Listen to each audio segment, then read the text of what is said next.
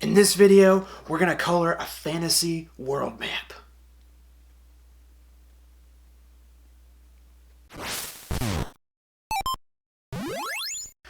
Alright, in past videos I have shown you how to draw super simple, really awesome looking fantasy maps, city maps, world maps, all kinds of different maps.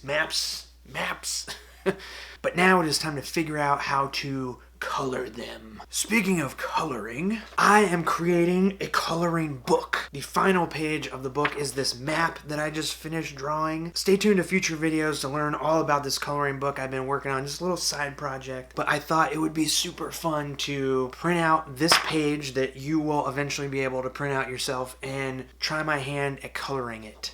Alright, so before we jump into the actual coloring process, I just want to say that the tools you use really don't matter. I illustrated this map in Photoshop and printed it out on a sheet of normal copy paper. It would work the same as if you just drew the map on a sheet of paper too, but since I'm doing my coloring book in the computer, that's where I printed it out from. Alright, yep. And I just found this set of colored pencils that I had stashed away. It's a really cheap set of colored pencils. I thought, if I'm going to show you how to color a map, let's do it with some of the most accessible tools possible. So regular copy paper, super cheap colored pencil set. But like I said, the idea of this video is that the tools don't matter, so you can use crayons, you can use watercolors or other paints, cheap Crayola markers or expensive Copic markers. The only thing the tools are really going to affect is the look of your map. So if you are using Crayola markers, know that your colors are going to be really bright, saturated. The only real limitation of that tool is the kind of color that it makes. So I'm using crappy colored pencils. Let's jump in and get down to business. Alright, I am starting super light. I'm just filling in kind of like the baseline color, the very lightest greens and oranges for the mountains and yellow for the desert, blue for the water. So as I am super lightly putting down this color, I'm doing my best to sort of blend each area together. The drawing of the map, the little symbols that are placed everywhere indicate what kind of terrain it is, so I'm just reinforcing that with color and trying to blend each area into one another. So there's not a hard line in the color between the yellow desert and the green forest and the orange mountains. They all gotta blend together. So colored pencils, the harder you press down, the more saturated the color gets. So I'm trying to be as light-handed as possible, which is kind of difficult for me because usually I'm pretty heavy-handed. So the plan is I'm starting super light, but I'm gonna slowly build up the color, make it brighter and more vibrant as I go. Colored pencils, you can't really make them lighter. I guess you can kind of erase them a little bit. These, because they're crappy cheap ones, you can't really erase. So I'm starting real light, building the shading and more vibrant colors on top of that. So I have a spare little sheet of paper off to the side that I'm using to test out the colors because I have so many colors at my disposal from this set. I want to make sure I'm picking the right greens and the right blue and orange. So I guess let's actually get a little technical here. Let me give you some practical color tips, some real knowledge. So what I'm really explaining here is the value and the hue. So the value of the color is how light or dark it is, and the hue is what actual color is it. So a good example is the round trees are a more yellow green. The hue is a more yellow green, and the pine trees, the triangle trees, are a more bluish green hue. And for the value, I'm starting very light in value and getting darker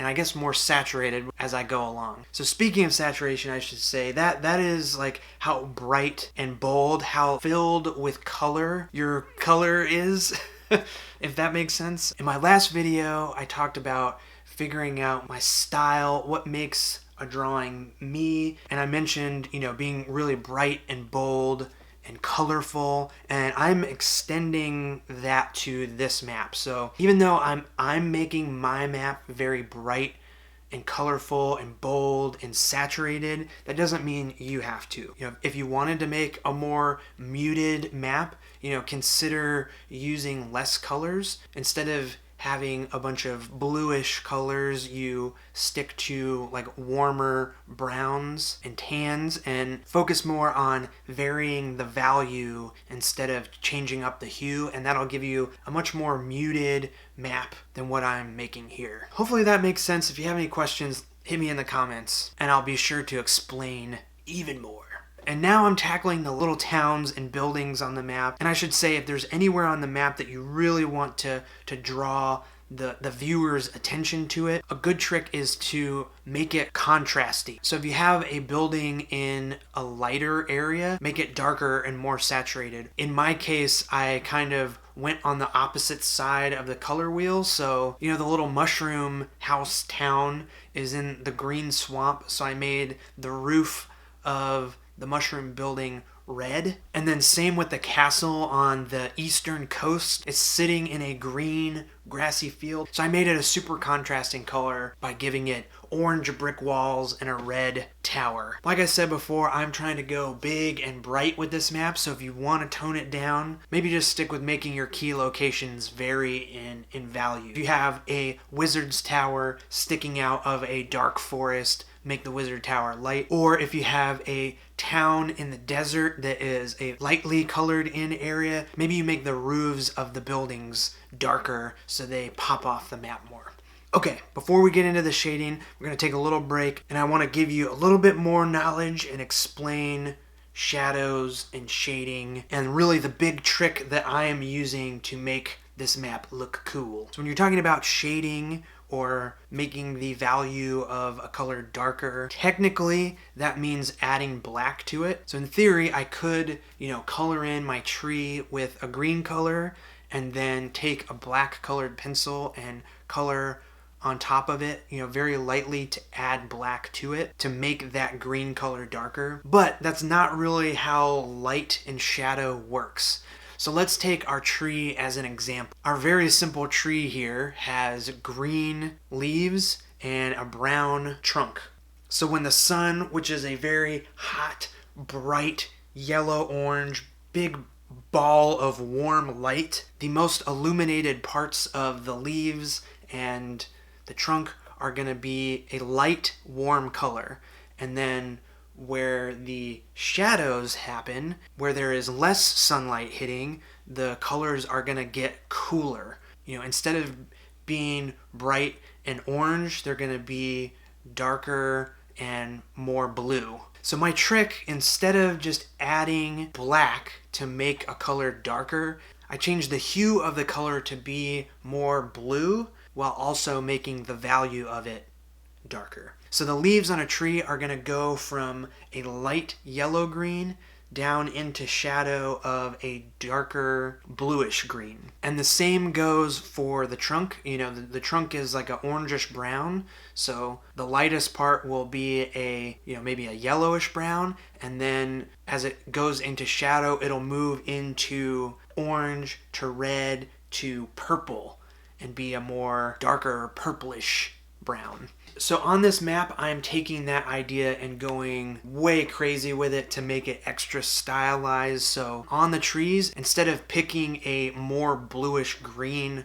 color, I'm just using an actual dark blue pencil to make the shadow. Same for the mountains. So I kind of started with an orange color. So the shadows are going to move from orange to red to purple as I add value by making the color darker. So yeah, that is the next step of this process, is just adding the shadows to the drawings. It's just a matter of what colors you're picking to add and build up the color of this map. I'm keeping the shading pretty simple, so when I draw mountains, I kind of cut them in half with a line. So one side of the mountain is on shadow, the other side is more highlighted. Trees are very simple. It's just the bottom left part of the tree gets a little shadow, and then underneath I just kind of do a little circle of shading like the tree is casting a shadow on the ground. And that goes for all the other elements too. So, the little grass tufts that are just a little symbol, 3 little hash marks. They get a little bit of shading. The swamp, the same thing. Nothing too fancy here, just taking my time to build up that color. All right, just a few more details here and there, and my map is complete.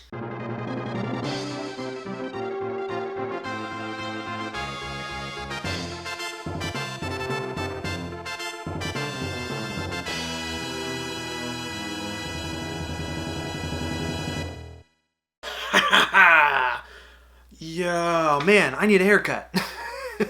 All right, there is my map. I am super excited about how this turned out. I'm very pleased at my first real attempt at hand coloring a fantasy world map. So I hope this video shows that with just a little bit of patience, you don't need any fancy tools or anything like that. You can make a really awesome full color fantasy world map or whatever kind of map. Please, please, please, please hit me up on social media if you dug this tutorial and color in your own maps. I love seeing the maps and stuff that you make for your D&D games, or you know, just to be creative. I love seeing it. So this map and the rest of the coloring book will be available fairly soon. I still got a decent amount to finish up, but if you subscribe to the channel, hit the notification bell, you'll be alerted when new videos go up. I'm going to be talking all about the coloring book on this channel, so stay tuned for more on that. I'm very excited about it. I think it's a really cool little story and will be a fun